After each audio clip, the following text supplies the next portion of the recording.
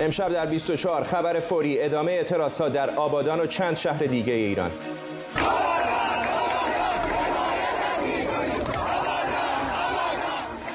شاهینشهر، بوشهر، بهبهان و چند شهر دیگه هم به اعتراضات پیوستند.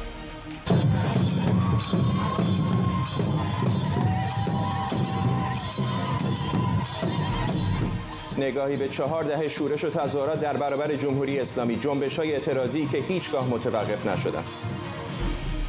سپاه پاسداران 2 نفتکش یونانی رو در آب‌های خلیج فارس توقیف کرده. جزئیات ماجرا تا لحظاتی دیگه.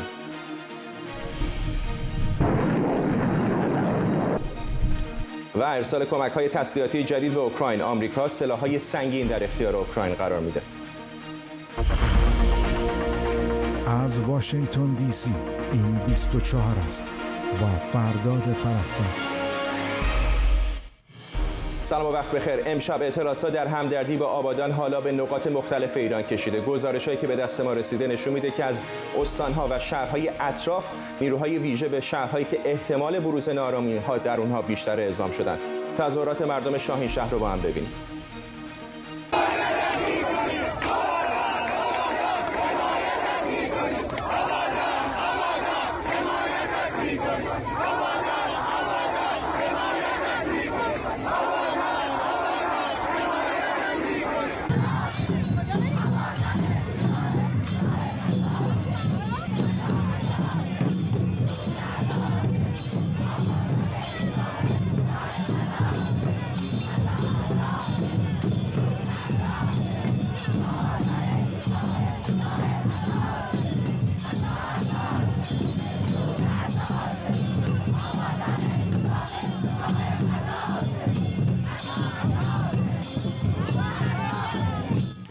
همزمان نت بلاکس که وضعیت اینترنت رو در جهان رصد میکنه خبر اختلال اینترنت در ایران رو تایید کرده و گفته این اختلال تاثیر بالایی بر خدمات خطوط ثابت هم داشته. این همون چیزی هستش که کاربران ایران اینترنشنال هم در شبکه‌های اجتماعی به ما گفتن. همکارم سیامک قادری اینجا در استودیو با ما. سیامک، میدونم که تیراندازی هم شنیده شده.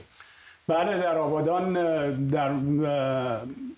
توی همین چند ساعت گذشته که اعتراضات در واقع تشدید شده بود، همینجور که پیش بینی میشد در واقع مشت آهنین حکومت اونجا 2 مرتبه بلند شد و با تیراندازی در واقع به کسایی که تظاهرات آرامی دارن میکنن این 2-3 روزه در واقع در آبادان بعد از اون ماجرا همیشه تظاهرات بوده، یعنی همیشه عزاداری و تظاهرات که این دوتا تقریبا خیلی به هم نزدیک هستن، عزاداری اعتراضی بوده، ولی امشب خب تیراندازی کردن. ما هیچ اطلاعی نداریم از اینی که کسی کشته شده یا اینکه مستقیم بوده، ولی به هر حال سوابق قبلی جمهوری اسلامی رو می‌بینیم هیچ مشکلی با تیراندازی مستقیم نداره، خصوصا در مناطق جنوبی و عرب نشین.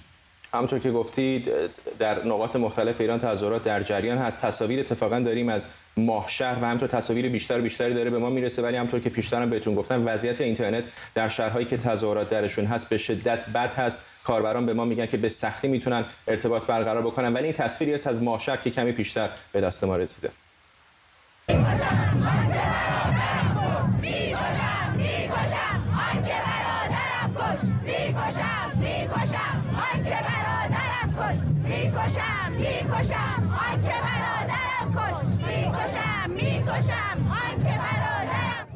از آسمان مشخص بود که این تصاویر کمی پیشتر امروز بود. تظاهرات همچنان ادامه داره با تاریکی هوا. شعارها هم تندتر شده. معترضان در بوشهر هم مثل دیشب به خیابون اومدن.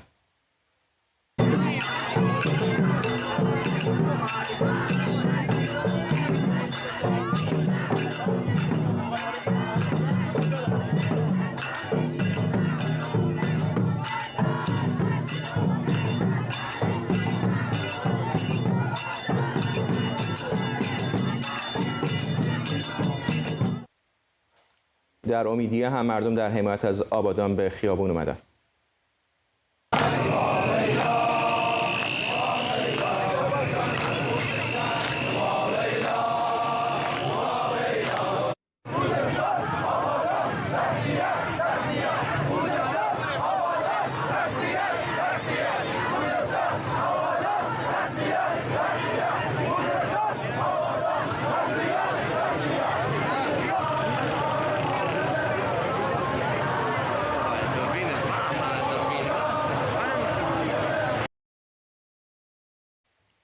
همکارم سیامک قادری همچنان اینجا در استودیو با ما هست. سیامک، یادمه که دیروز که تصاویر می اومد مطمئن نبودیم که آیا امروز هم تظاهراتی خواهد بود یا نه، ولی به نظر میاد حتی از شدتش هم بیشتر شده و شهرهای بیشتری هم الان تظاهرات داره اتفاق میفته. فردا یه بحثی در واقع خوزستان هستش، یک در واقع یه همدردی منطقه‌ای هست اونجا به دلیل اینی که وضعیت اقتصادی خوزستان ثروتمند توزیع منابعش طوریه که مردم همیشه احساس تبعیض میکنن. الان که این اتفاق برای در واقع آبادان افتاده، بقیه در واقع شهرها هم کاملا میفهمن که چه حسی در واقع اونجا حاکمه، خصوصا که آدمای زیادی کشته شدن اونجا و بنابراین خب خیلی طبیعیه. ضمن اینه که ما روزهای قبل در واقع گزارش‌هایی از شهرهای دورتر از استان خوزستان داشتیم که دارن در واقع لوجستیک برخورد با مردم رو تهیه میکنن، هم نفرات دارن از شهر رو جمع میکنن میبرن و هم نیروها و تجهیزات و امکاناتی که بتونن در واقع با شورش‌ها یا با اعتراضات مقابله کنن.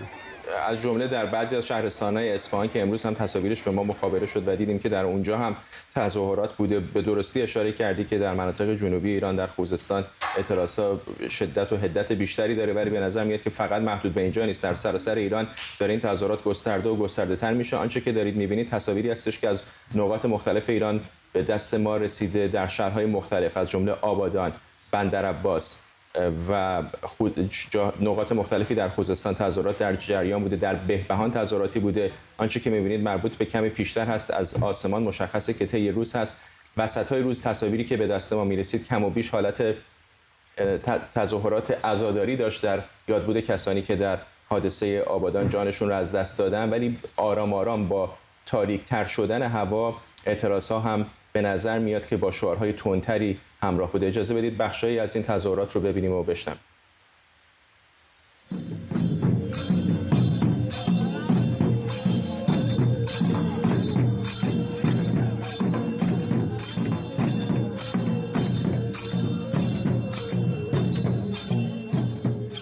سیامک، چه میدونیم در مورد شهرهای دیگه؟ فرداد، خب چیزی که هستش ما میدونیم که در واقع طی این واقع توی در واقع سیستم جمهوری اسلامی یه تأخیری توی همه قسمتاش هست. شما مثلا دیدید که آقای خامنه‌ای بعد از 3 روز تحت فشار در واقع این تسلیت و گفت مردم اینا کاملا دیده میشه و همین الان هم که در واقع بعد از اون صحبت تمام روزنامه‌نگارا رفتن در واقع خیمه زدن روی در واقع آبادان و متمرکز شدن بر اون ساختمونی که دیگه تقریبا میشه گفت مسائلش تمامش مطرح شده توسط رسانه‌های دیگه، خصوصا رسانه‌های خارج از کشور. الان در واقع ما هیچ خبری انگار از داخل هیچ اتفاقی نیفتاده، در حالی که میدونیم حداقل در 5-6 شهر ما ناآرامی داریم و در بعضی جاها هم تیراندازی و یا درگیری در واقع نیروهایی که حالا بعداً جمهوری اسلامی میگن اینا نیروهای خودسر بودن یا از این بهانه‌هایی که همیشه میارن.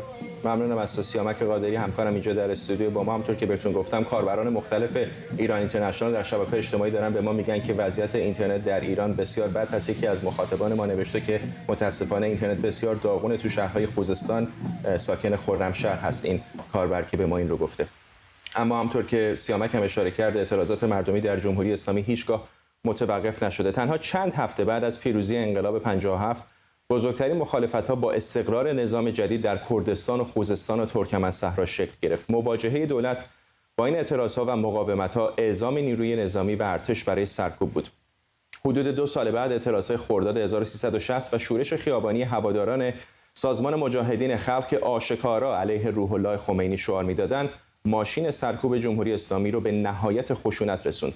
بسیاری فقط به جرم سر دادن شعار علیه حکومت دستگیر و بعضیشون فقط چند ساعت بعد از دستگیری اعدام شدند. در دهه بعد که امکان حضور رسانه‌های مستقل در ایران نبود و فضا هم به شدت بسته بود، اخبار زیادی از اعتراضات نداریم، اما از دهه 70 که به مرور اخبار اعتراضات و شورش‌ها و جنبش‌های مختلف منتشر شده، این بعضی از مهمترین اعتراضاتیه که در این 3 دهه اتفاق افتاده. خرداد 1371 اعتراضات در مشهد، در همون دوره اعتراضات در شیراز، عراق و مبارکه هم اتفاق افتاد. 2 سال بعد یعنی مرداد 1373 اعتراضات در قزوین بر سر استان شدن این شهر بود. فروردین 1374 اعتراضات در اسلام شهر، تعداد کشته 50 نفر تخمین زده شده بود. تیر 1378 اعتراضات دانشجویی در تهران و تبریز، خرداد و تیر سال 1382 اعتراضهای دانشجویی در تهران، فروردین سال 1384 اعتراضها در اهواز که چند روز ادامه داشت و بر اساس گزارش دیدبان حقوق بشر سرکوب این اعتراضها به کشته شدن حدود 50 نفر منجر شد. خرداد سال 85 اعتراضها به انتشار یک کاریکاتور در روزنامه ایران در چندین شهر آذربایجان. تیر ماه 1386 همزمان با سهمیه بندی بنزین اعتراضات در ایران که بزرگترین اونها در یاسوج بود.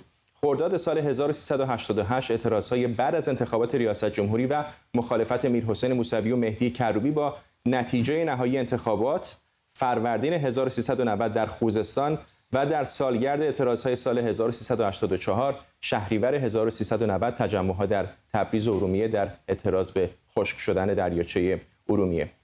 دی ماه 1396 در مشهد اعتراضها به گرانی در شهر گسترش یافت و به سرعت به دیگر شهرها سرایت کرد. این اعتراضها احتمالاً گسترده ترین اعتراضها در سراسر ایران بعد از پیروزی انقلاب تا اون موقع بود و حدود 160 شهر در سراسر کشور را فرا گرفت. آبان 1398 اعتراضهای سراسری دیگری بعد از گران شدن قیمت بنزین شروع شد که احتمالاً خونین‌ترین سرکوب تظاهرات شهری توسط حکومت را شکل داد. سرکوب خونین منجر به کشته شدن صدها نفر شد. بر اساس روایت نهادهای حقوق بشری بیش از 300 نفر کشته شدند. خبرگزاری رویترز و بعضی منابع دیگه تا 1500 کشته رو تخمین زدند. تیر ماه 1400 تجمعها در شهرهای مختلف استان خوزستان در اعتراض به بیابید. در آبان همون سال هم گروهی از کشاورزان اصفهانی در بستر زاینده رود تجمع کردند و اردیبهشت سال 1401 اعتراضها در برخی شهرهای خوزستان به دلیل گرونی. به جز این اعتراضهای گسترده و سراسری از اوایل دهه 90 تقریبا هر روز تجمعهای کوچکتر کارگری و معلمی و دیگر اصناف هم شکل گرفته. محسن سازگارا عضو شورای مدیریت گذار از واشنگتن دی سی با ما. آقای سازگارا، وقتی این تظاهرات رو از اول انقلاب تا الان نگاه می‌کنید، یک تصویری به نظر شکل گرفته، شما اصلاح بکنید اگر اشتباه می‌کنم، که به نظر فاصله زمانی اونها کمتر و کمتر شده. چطور اینو ارزیابی می‌کنید؟ فاصله زمانی قطعاً الان کمتر شده. فقط یک نکته بگم، خیلی مجموعه خوبی رو شما پشت هم گذاشتید، استیج رو نشون دادید، ولی اینها ماهیتاً با هم دیگه تفاوت میکنن. یعنی این سیری رو که گفتین، ماهیت هم خود این اعتراضات و هم ماهیت رژیم در طول این 43 سال عوض شده، تغییر کرد. مردم هم عوض شدن.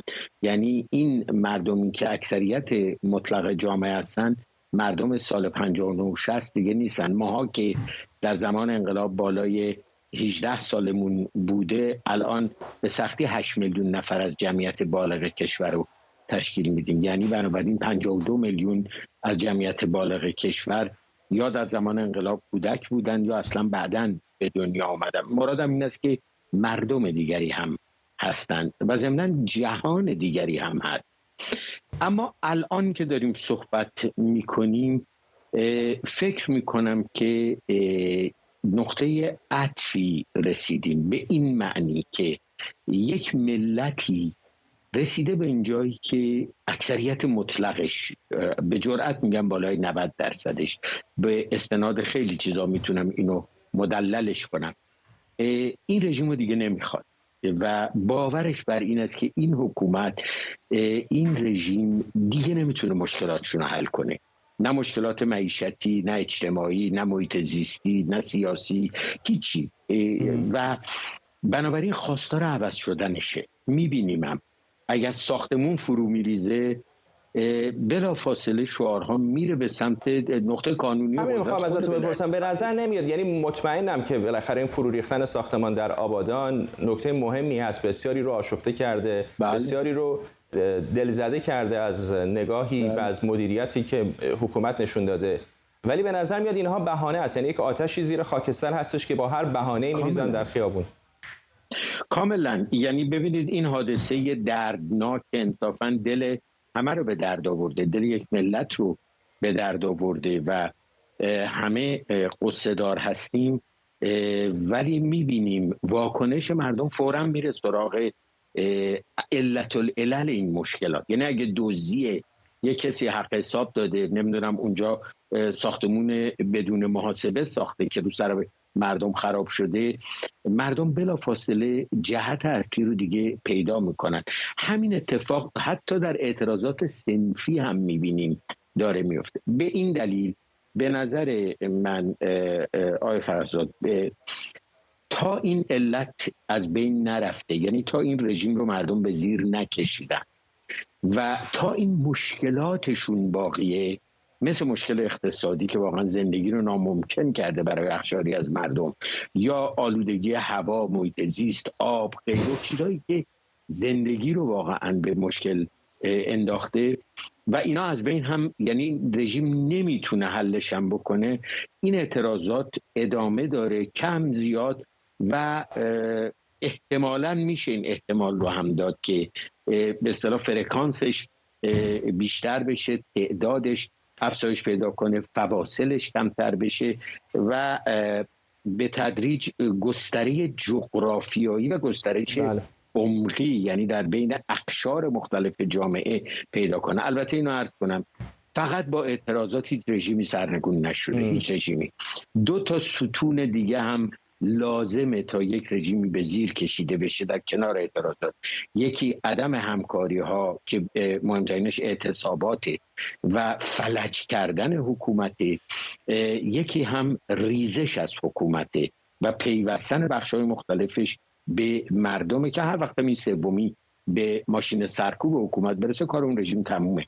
بنابراین میبینید که الان به نظر من صحنه ایرانی که نگاه میکنیم با یه تأنی هر 3 ستون داره حرکت میکنه و جالبه، عرضم رو تموم کنم، من دیدم در آبادان دیشب هوشیاری مردم رو نشون میده. دعوت میکردن کارگرای پالایشگاه آبادان اعتصاب کنن در پشتیبانی از مردم. آقای سازگارا، با ما بمونید. تصاویری جدیدی به ما رسیده از همین آبادان که بهش اشاره کردید و همینطور از ماهشهر و یک شهر دیگر اهواز. اجازه بدید این رو پخش بکنیم چون همین تازگی به دست ما رسید. وضعیت اینترنت هم در ایران بسیار در این شهرها بد هست. اینو میخوام حتما ببینیم و دوباره برمیگردیم.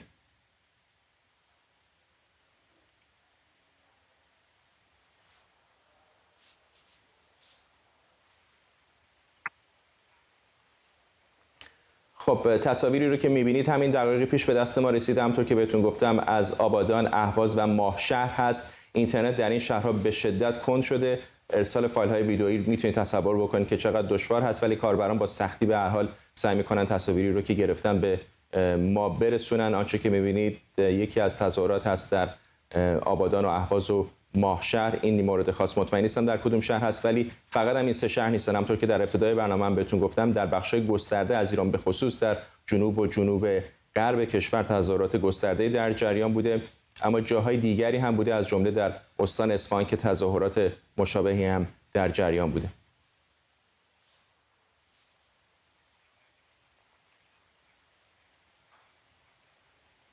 بسیار خب، اجازه بدید بحثمون رو با محسن سازگارا ادامه بدیم. این تصاویر همونطور که بهتون گفتم همین دقایق پیش به دست ما رسید. آقای سازگارا، یک نقاط عطفی وجود داره به نظر در بعضی از اعتراضات، تظاهرات. خودتون به درستی اشاره کردید که ماهیت بسیاری از این تظاهرات از اول انقلاب تا حالا تغییر کرده. آنچه که در سالهای 60 اتفاق میفته طبیعتاً با الان فرق داره، اما یکی از اون نقاط کلیدی آبان بود و کشتاری که حکومت در اون زمان از خودش نشون داد که حاضر انجام بده برای بقا.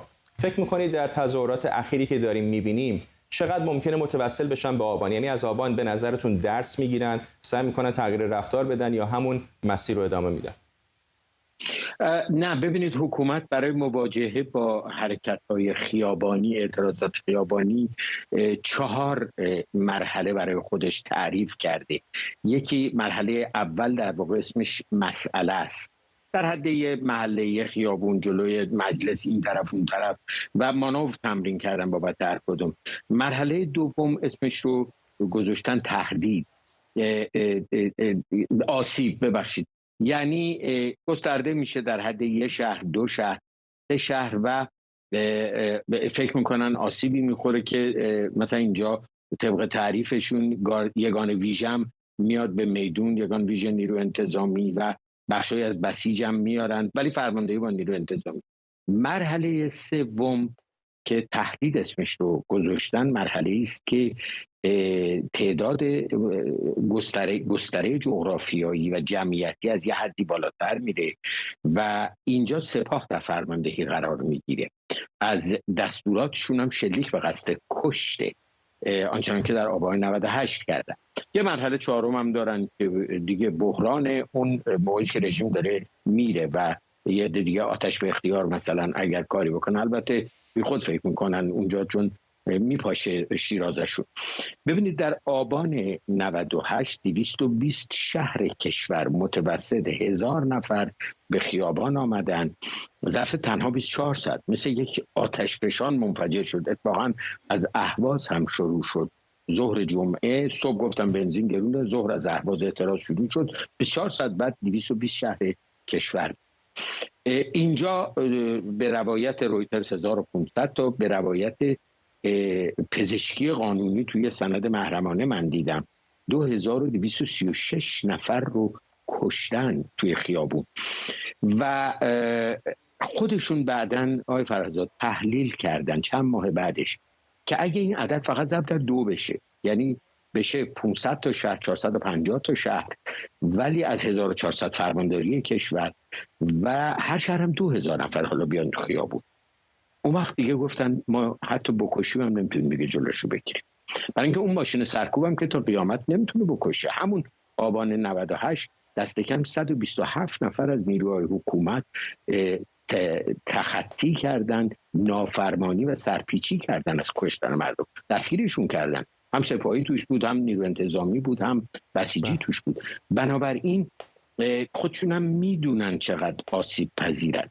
ولی الان اگر میبینید که شلیک مستقیم نمی کنن هنوز، نه اینکه دل رحم شدن. البته گزارش داشتیم که تیراندازی هم بوده امشب، هنوز نمیدونیم اگر تلفاتی داشته. هوایی میکنن، مثلا در حد اصفهان باشه تفنگ ساچمه‌ای هم میزنن که دکور شدن غیره. ولی اونجور که از پشت به مغز جوونا شلیک کردن در آبان 98، مال مرحله است که گستره از این بیشتر بشه، به اصطلاح برسه به استیج 3 که خودشون هم وحشت دارن از اون، چون میدونن در اون مرحله ممکنه به کل نتونن دیگه کنترل کنن و سقوط میکنن.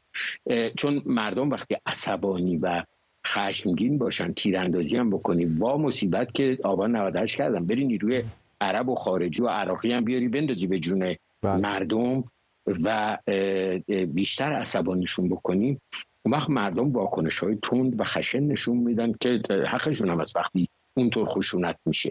لذا میخوام بگم که این الان اگر میبینید هنوز به ماشین سرکوب به اون حد آبان 98 نرسیده، برای اینکه هنوز اعتراضات هم به اون سطح نرسیده، در استیج 2 در واقع با تعریف حکومت. ممنونم از شما محسن سازگار از همینجا در واشنگتن دی سی با ما.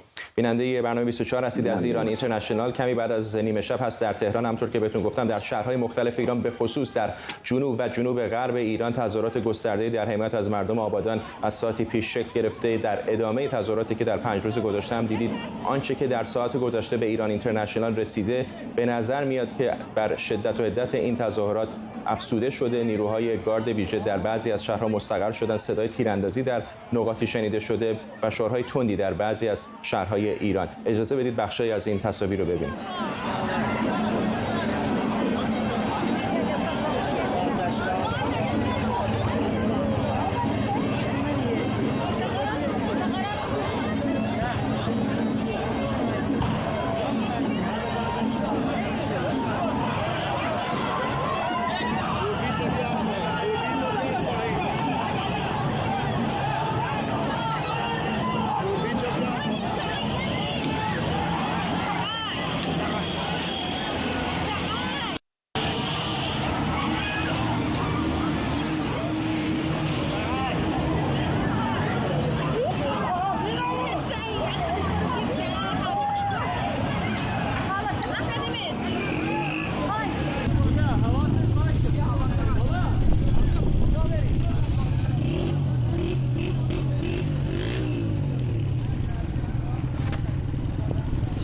خرداد آبادان.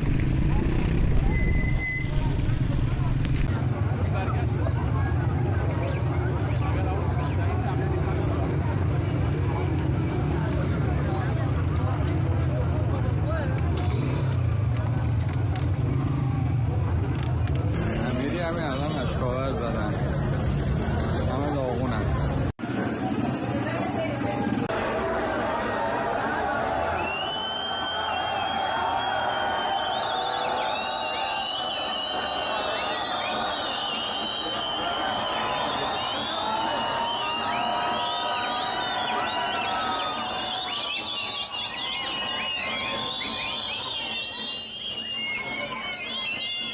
همونطور که تصاویرم کاملا گویا هستن، تظاهرات قابل توجهی در این شهرهای مختلفی که بهتون گفتم در جریان هست. یکی از کاربران ایران اینترنشنال از آبادان به ما پیامی فرستاده و یک ویدئویی هم هست که مطمئنم به زودی همکارانم در تلویزیون و شبکه‌های اجتماعی منتشر میکنن که به نظر میاد یکی از مقامات انتظامی داره یک دوربینی در بالای یکی از ساختمان‌ها نصب میکنه. این کاربر نوشته که امشب آبادان بیشتر شبیه به منطقه جنگی بود، نیروهای امنیتی گوشی دستت میدیدن، میدزدیدن و میبردن. این فیلم از نصب دوربین‌های قوی سپاه برای اشراف روی محیط ریزش ساختمان و اعتراضات مردمی نصب شده. اگر امکان داره این رو پخش بکنید که حتما در برنامه‌های ایران اینترنشنال و همینطور در وبسایت و شبکه‌های اجتماعیمون پخش می‌کنیم. ولی تصاویر بسیار گویا هستند. اعتراضاتی که کم و بیش از آبادان شروع شد حالا به نقاط مختلف ایران کشیده شده، در ایزه، در بهبهان، در خوزستان، در شهرستان‌های مختلف استان اصفهان، در اهواز و همینطور در شهرهای دیگر تظاهرات مشابهی هست. نه از اون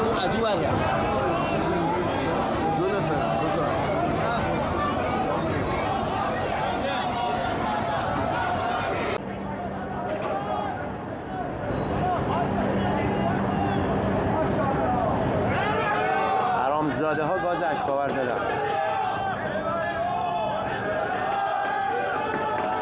نابودتون میکنیم.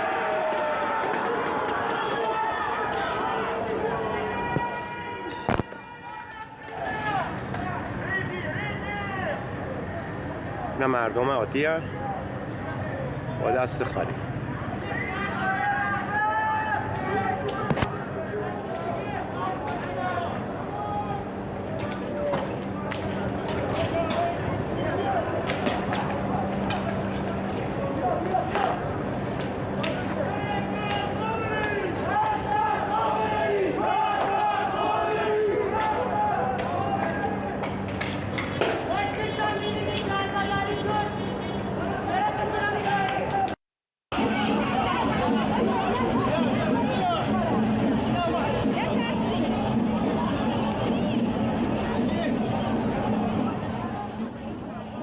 همونطور که دیدید با تاریک شدن هوا شعارهای تندتری از جمله علیه رهبر جمهوری اسلامی هم سر داده شده در شهرهای مختلف ایران.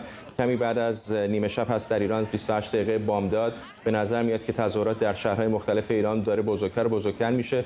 گزارش مختلفی از صدای شنیده شدن صدای تیراندازی در آبادان به دست ما رسیده و همونطور که بهتون گفتم تظاهرات به شهرهای مختلف هم کشیده شده. بعضی از تظاهر کنندگان در آبادان شعار سر دادن که عبدالباقی قاتل باید اعدام بشه، خوزستان بی صاحب شده و شعارهای مشابه. همطور هم که کمی پیشتر دیدید تظاهرات مهمی علیه رهبر جمهوری اسلامی علی خامنه‌ای هم سر داده شده، به خصوص در آبادان.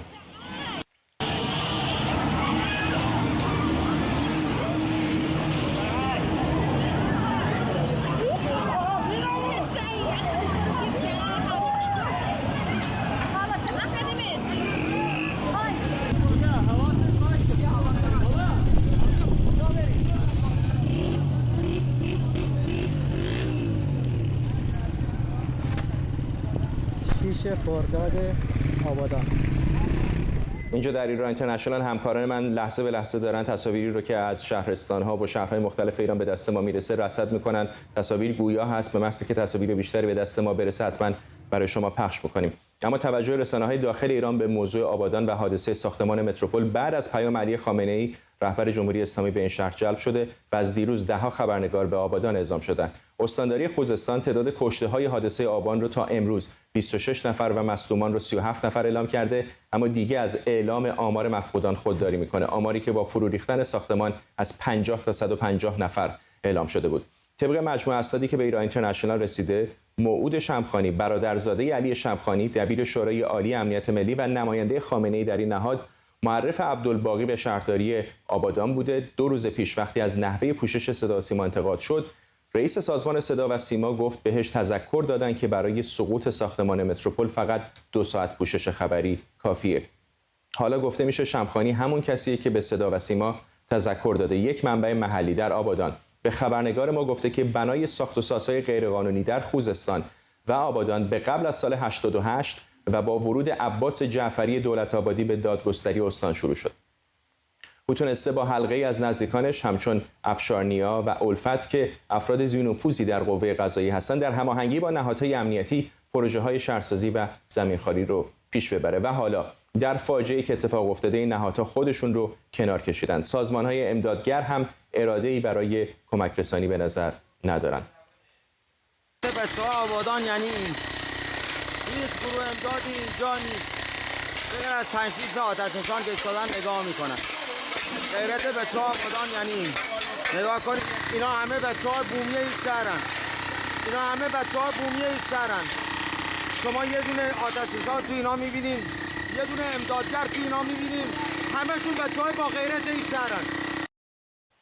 حالا نگرانی‌های وجود داره که خیلی از برج‌های اداری و مسکونی کل استان که در همین دوره ساخته شده استانداردهای ساخت و ساز رو رعایت نکرده و هر کدوم میتونه مثل متروپول روی سر مردم آوار بشه. دادستان مرکز خوزستان هم اعلام کرده که انتشار هر نوع اخبار کذب درباره متروپول جرمه.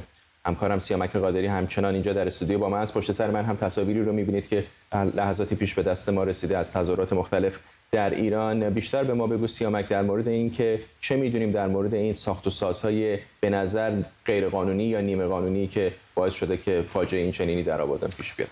فرداد فرصتی پیش اومد در تعقیب در واقع تحقیقاتی که در مورد این سازنده ما کردیم در این 2-3 روزه یه نگاهی به بعضی از نشریات محلی کردیم.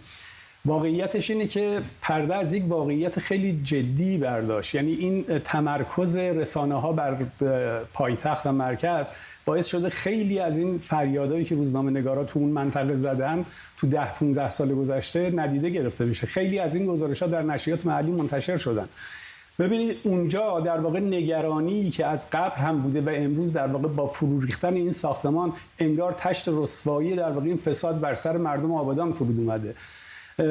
اونجا در واقع اشاره میشه که یک گروه در امنیتی با پشتیبانی در واقع یک بخش قضایی و دادستانی که در دوره همین آقای در واقع دولت‌آبادی هستش که شما میدونید در سال 88 چه بر سر زندانیان سیاسی و یا اعتراضات سیاسی اون موقع آورد. ایشون به شدت در واقع خیلی فعال هستش و خیلی ارتباط وثیقی داره با نهادهای امنیتی. هر جا که رفته همین اتفاق افتاده. در خوزستان وقتی رفته یک گروهی که به حلقه در واقع اصفهانی‌ها معروف بوده اونجا یک چنبره‌ای زدن بر وضعیت در واقع دادستانی اونجا به طوری که شروع کردن در واقع به زمینخواری، مرتع‌خواری یا در واقع رودخانه‌خواری و حریم اینا رو همه رو در واقع ساخت و ساز کردن. نه به صورت اینه که خود اینا مستقیم وارد بشن، آدمایی رو در واقع ترغیب میکنن که فلان زمین فلان ملک بلا صاحب، اینا رو ترغیب میکنن که برن دنبالش، خودشون کارهای در واقع قضایی و مالکیتش رو راستوریس میکنن، بعد طرف با خیال راحت میره مجوزای معمول خودش رو میگیره. توجه داشته باشید همین متروپول وقتی در واقع سقوط کرد یک ساختمان بزرگ غیر استاندارده، ولی مجوزی که براش صادر شده مجوز قانونی بوده، یعنی در اندازه عرض خیابون ارتفاع برای ایشون در نظر گرفتن. بعد که شروع کرده به ساخت ساز، نهاد سپاه یا نهاد در واقع همین قوه قضاییه میرن ازش در واقع مطالبه میکنن حقشون رو، بنابراین هی طبقه اضافه میکنه. این اتفاق فقط مربوط به آبادان نیست، در مرکز استان، در خوزستان صدها از این در واقع ساختمان‌ها هستش که همگی هم در واقع روزنامه‌نگاران محلی نگرانی اینو دارن که روزی در واقع بر سر مردم آوار بشه این قضیه. ممنونم از سیامک قادری همکارم اینجا در استودیو با توضیحاتی مفصل. همونطور که بهتون گفتم داریم خبرهای فوری رو از ایران دنبال می‌کنیم با توجه به تظاهراتی که در شهرهای مختلف به خصوص در جنوب غرب ایران در جریان هست. یکی از کاربران در ماهشهر برای ما تصویری فرستاده و گفته که این همه سال جنایت، مرگ بر این حکومت، و تصاویر دیگری هم به دست ما رسیده که نشون میده که به نظر میاد تیراندازی صورت گرفته. در یکی از این تصاویر در آبادان تعدادی از تظاهر کنندگان دارن فریاد میزنن که تیر نزن. همونطور که بهتون گفتم پیشتر اطلاعاتی به دست ما رسیده بود که به نظر میرسه صدای تیراندازی در آبادان شنیده شده. مشخص نیستش که آیا این تیراندازی هوایی بوده یا هدفی رو دنبال میکرده. آنچه که میبینید تصاویری هستش که در ساعت‌های گذشته در شهرهای مختلف ایران به خصوص در جنوب و جنوب غرب به دست ما رسیده. کمی بعد از نیمه شب در ایران هست، 35 دقیقه بامداد و آرام آرام با توجه به کندی اینترنت در این شهرهای ایران تصاویر این تظاهرات هم داره به دست ما میرسه. ایران اینترنشنال رو دنبال بکنید، هم شبکه اجتماعی و هم تلویزیون رو، به محضی که تصویرهای جدیدی بیاد شما رو هم در جریان میذاریم. اما یک خبر دیگه باز هم در ایران 2 نفتکش یونانی رو توقیف کرده. یونان نسبت به تبعات منفی توقیف نفتکش این کشور به ایران هشدار داده. سپاه پاسداران با انتشار اطلاعیه‌ای توقیف 2 نفتکش یونانی رو تایید کرده و مسئولیتش رو هم به عهده گرفته. سپاه دلیل توقیف نفتکش رو تخلفات انجام گرفته در خلیج فارس اعلام کرده. شرکت ردیابی کشتی‌ها گفته این 2 نفتکش در تنگه هرمز هستند. یونان توقیف 2 نفتکش خودش رو از سوی سپاه دزدی دریایی اعلام کرده. هر کدوم از این نفتکش‌ها حامل حدوداً 1 تن نفت هستند. همکارم کیان امانی جزئیات این داستان رو دنبال کرده و الان اینجا در استودیو با ماست. چه بیشتر می‌دونیم در مورد این توقیف‌ها؟ فرداد، به نظر میرسه که ایران و یونان بعد از نزدیک به 1500 سال دوباره دچار تنش شدن، به خصوص در آبها. یونان جمهوری اسلامی و سپاه رو متهم به دزدی دریایی کرده. گفته میشه که 2 نفتکش یونان روز جمعه، یکیش در نزدیکی بندر کنگان و دیگری در نزدیکی بندر لنگه، خیلی نزدیک به تنگه هرمز توقیف شدن. وزارت خارجه یونان یک بیانیه صادر کرده، انتقاد کرده از ایران و گفته که این توقیف نفتکش‌ها تبعات منفی برای ایران خواهد داشت. از سوی دیگه سپاه یک بیانیه صادر کرده، تایید کرده توقیف نفتکش‌های یونان و نور نیوز نزدیک به شورای امنیت ملی گفته که این یک اقدام تنبیهی هست از سوی جمهوری اسلامی برای یونان به خاطر توقیف نفتکش ایرانی در 26 فروردین گذشته در سواحل یونان.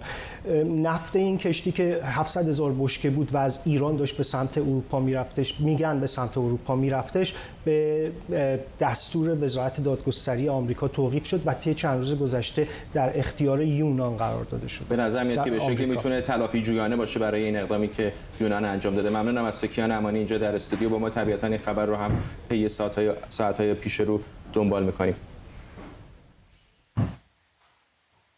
در ادامه کمک‌های تسلیحاتی به اوکراین، آمریکا قصد داره سلاح‌های سنگین بیشتری به این کشور بفرسته. CNN به نقل از چند مقام آمریکایی نوشته دولت جو بایدن در آستانه ارسال سامانه‌های موشکی پرتاب چندگانه به کیف. سامانه M142 هایمارس در صدر فهرست تسلیحات درخواستی ارتش اوکراین. ارتش آمریکا از سال 2000 میلادی از این سامانه استفاده می‌کنه. M142 مجهز به 6 پرتابگر و توانایی پرتاب انواع راکت و موشک‌های هدایت شونده و غیر هدایت شونده رو داره. موشک‌های این سامانه اهدافی تا 300 کیلومتری رو میتونن شناسایی و نابود کنن. ارتش آمریکا قبلا از هایمارس M142 در افغانستان، عراق و سوریه استفاده کرده. آمریکا هم قبلا تسلیحات مختلفی از جمله سیستم ضد هوایی استینگر و سامانه ضد تانک ژاولین رو در اختیار ارتش اوکراین قرار داده بود. ما به سلاح‌های سنگین نیاز داریم. تنها برتری روس‌ها نسبت به ما در اختیار داشتن سلاح‌های سنگینه. برای بیرون کردن روس‌ها از سرزمینمون به ما سامانه موشکی بدید. هر چی سریعتر اونها رو در اختیارمون بذارید بهتره. دیمیتری کولبا بود وزیر خارجه اوکراین. آدریان فضائلی کارشناس ارشد هوافضا و تحلیلگر مسائل نظامی از استکهلم با ما. فضائلی، چقدر این تجهیزات سنگین نظامی میتونن معادله رو در اوکراین تغییر بدن؟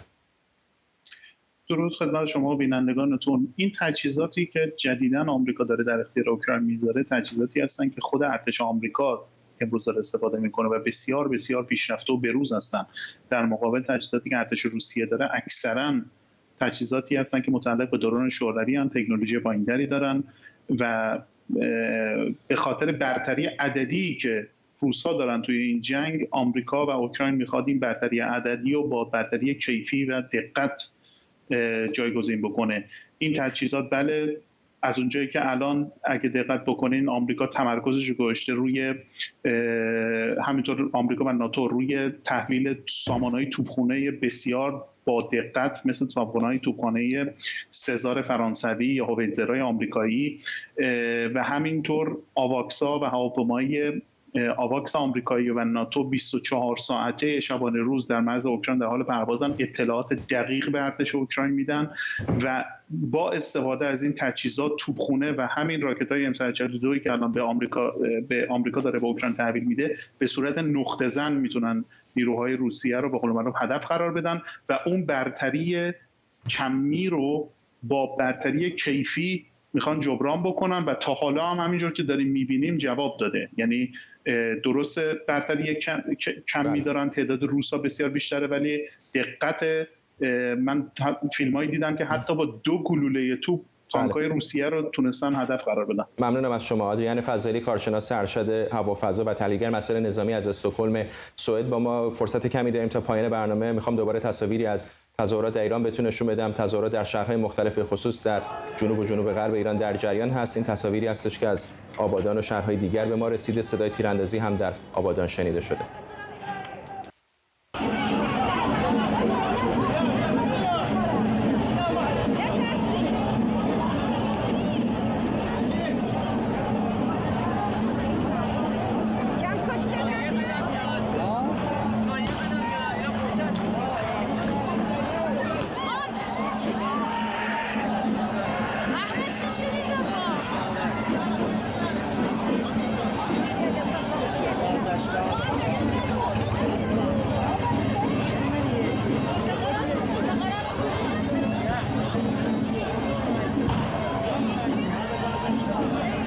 بیننده 24 هستید از ایران اینترنشنال و پوشش ویژه ما در مورد آنچه که در شهرهای مختلف ایران در جریان هست در همدردی با حادثه آبادان. به نظر میرسه که در شهرهای مثل بهبهان، ایزه، اهواز و نقاط مختلف ایران، حتی در استان اصفهان هم تظاهراتی در جریان بوده. در آبادان صدای تیراندازی شنیده شده و بعضی از معترضان از نیروهای امنیتی خواستن که تیراندازی رو متوقف کنند.